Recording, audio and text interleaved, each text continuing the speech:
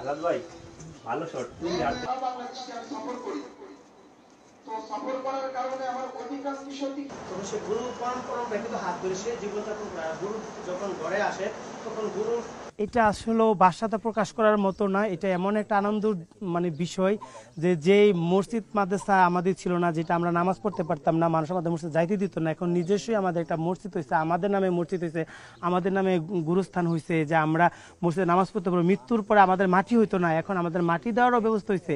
এটা অনেক একটা ভালো লাগার বিষয়। এই অনুভূতি ভাষায় প্রকাশ করার মতো না।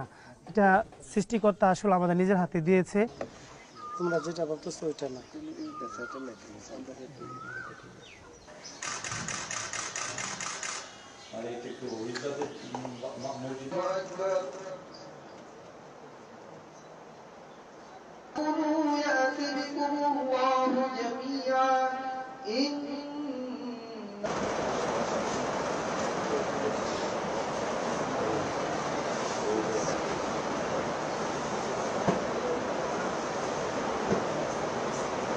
আলহামদুলিল্লাহ, আল্লাহ তাআলা আমাদেরকে সকলকেই এই একটি জনগোষ্ঠীর সাথে